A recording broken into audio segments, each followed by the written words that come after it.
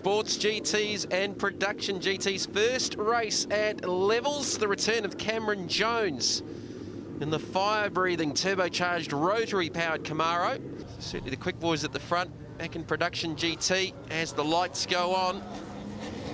Chris Dunn, Matt Dunn, Gary Duncan, Matt Edgar, the top qualifiers. Championship leader Kevin Barney having some issues in testing. As we go to green, Cameron Jones didn't get the greatest of starts. Jeff Short's going to slip up the inside of the outside of the front row. Paul Williams sideways out of turn number 2. There's Jeff Washburn and the big TWR replica Commodore as the Production GTs get away in behind. So 8 laps, Cameron Jones. Look at the speed difference down the back straight. You'd think Jeff Short had missed a gear, but the little 2-litre Honda VTEC just suffering a little bit of horsepower. Certainly suffering in the horsepower departments compared to Cameron Jones with, I don't know, 600-700 plus horsepower. Paul Williams probably similarly horsepower, but with the V8 configuration. So watch for Jeff Short to close up through the tight and twisty stuff, but probably less passing opportunities there for these cars. Also than down the end of the back straight, where you'll be seeing speeds well up over 230, 240 kilometres an hour. So the Gold Fuels Camaro of Cameron Jones, looking to continue on how he left Christchurch. Didn't contest the round at Tiratonga. 3 consecutive wins at Powerboat Tools Raceway in Christchurch. Going into the round here, Cameron Jones third in points behind Jeff Short and Russell Mortimer in the Nissan 180SX. Lawrence Nola fourth overall, Jeff Washburn, and then Murray Beebe completing the top 6. And in Production GT, Kevin Varney ahead of Logan Childs, who didn't contest Tiratonga, again not here in Timaru. Gary Duncan, Matt Edgar, Jeff Gray and Matt Dunn. To Cameron Jones, awesome sounding motor vehicle. Turbocharged rotary, running the triple rotary configuration. It's Chris Hatton in the Hatton Horsefloats Camaro. He's got ahead of Paul Williams. He just gets off the edge of the circuit there in the hairpin. Lawrence Nolan just in behind them, and then Matt Cronin, the Nissan Skyline GTR. 2 big Camaros bellow down the front straight here at Levels. Certainly this track has been the scene of some fantastic Trans Am racing over many, many years. Many will remember the infamous Craig Baird, Shane Drake moment down into turn number 1. 2 stars spared off into the grass, battling for the lead. One of the earlier Trans Am championships. So Cameron Jones just set the fastest lap of the race at a 62.653. Qualified at a 62.101, and he pretty much did that on his last flying lap. Got caught up in some lap traffic with all of the Production GTs and Sports GTs as Matt Cronin goes up the inside on Lawrence Nola for position. Just caught up in some lap traffic, and about till the last minute of qualifying, Jeff Short was the top qualifier. So it just took a break to see where he was, came back out to have another go at it. Cameron Jones just sneaked out, got a clear lap, and got pole by about 8.5 tenths of a second.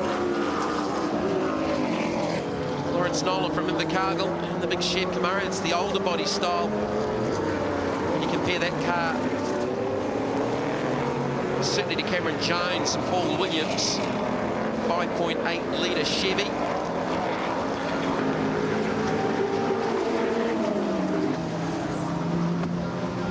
So he's got a little bit of work to do to get up to those in front of him. Currently second in the points, Russell Mortimer next into shot in the Nissan 180SX. And it's Jeff Washburn and Pierre Neem in the Capri, which is a beautifully fabricated race car. And then the first of our Production GTs. This is Chris Dunn, who, like Cameron Jones at Powerboat Tools Raceway in Christchurch, dominated with actually 2 wins out of the 3 starts. I think he had some turbo issues in the final race. The Total Automotive MRS, Toyota MRS. Suzuki Hayabusa power motorcycle engine running sideways across the rear of the car, chain driven. And he weighs about 800 kilos, something like 400 odd horsepower. So lightweight, very, very quick. very good handling car. He qualified at a 66.984, so he was only 4 seconds slower than poleman Cameron Jones. Back to the race leader. Just been struggling a little bit this weekend with some noise issues, so they've changed the exhaust system again. Put the big dump out the right-hand side of the bodywork of the former Paul Pedersen Trans Am Championship winning Camaro chassis. I think the last time Paul won the Trans Am Championships, this car was black and in cat colours. Quite a few of these cars left in New Zealand. There's a couple over in Australia as well with significant motor racing history. Some of the genuine Riley chassis. Let's go back to the heyday when the likes of Dick Johnson and Peter Brock and these guys were running these cars. You know, some of also the New Zealand built cars as well. As Cameron Jones now into some lap traffic, just getting amongst some of the production GTs. Simon Allingham, who had a real ordinary weekend at Teretonga in the Fastway Courier's Mitsubishi. So there's the gap, Cameron Jones. Jeff Short with not a lot of room up the inside, trying to get around Kevin Varney. I know it's not the Hydrolink Subaru. He kindly got loaned this car overnight after a front diff failure in the Subaru overnight. Meant that they weren't able to get it back up and running before race day. So the Rapid team kindly donated that car for Kevin Varney to continue on and try and maintain that championship lead, which was about 42 points over Gary Duncan in the little Mitsubishi Evo 1, who's been a race winner in production GT. Berghoff in the background, lots of smoke from Dave Agnew's turbocharged Volvo. That looks like a rather expensive and messy engine failure. Very unique race car. So Cameron Jones still the quickest with a 62.653. Jeff Short second with a 63.829. Chris Hatton next at a 64.971. Third on track and third quickest lap of the race. As Jeff Short just has to think about some of the lap traffic. 122. Brent Cross from Winton. The Mitsubishi Evo 3 is just runs a little bit off track, trying to get out of the way of Jeff Short in the little Juno sports car. Cameron Jones, last lap board will come out for the Gull Fuels rotary powered Camaro.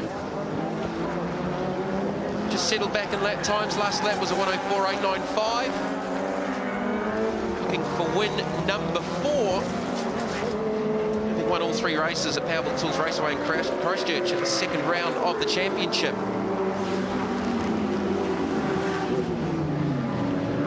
So the gap back to Jeff Short about 6.7 seconds. There's the lights on with the Juno.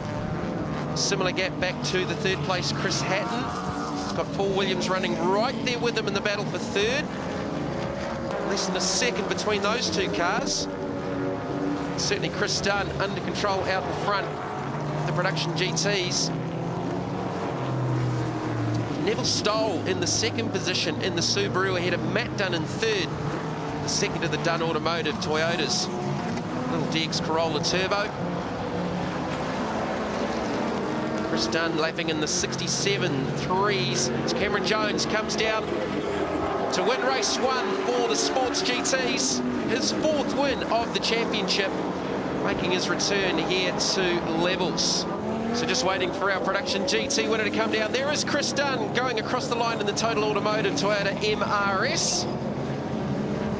And that will be Chris Dunn's 3rd win of the championship. Cameron Jones with a fairly significant victory in the first race for the Sports GTs from Jeff Short, Chris Hatton. Paul Williams disappearing on the last lap. And back in 9th place, the winner of Production GT, Chris Dunn. And he won that from Neville Stoll and Matt Edgar. Cam, congratulations, a good win there. But I guess the hardest part was the speed difference between the production cars and your own car. Yeah, a little bit. They did a good job of staying out of the way. We actually had some fuel pressure problems that time, so we're pretty lucky to make it to the end. I was looking there to see if Jeff was coming, and we're only doing quarter throttle for the last 3 laps, so we might put that down to a lucky one, I think. Chris, a win in your class, but a lot more traffic out on the racetrack this time. Yeah, no, it was good. It was fun to have some people to chase. It really was. We're got a cracked manifold though, so only running 10 pound of boost. We normally run about 18, so it was a bit slower than it should have been. Didn't look slow on the racetrack, mate. No, it didn't feel slow either. It was no, it was good racing. Real good having those other cars in front because, you know, even though we're a bit quicker than the production GT guys, it gives us someone to chase down, and that's always fun.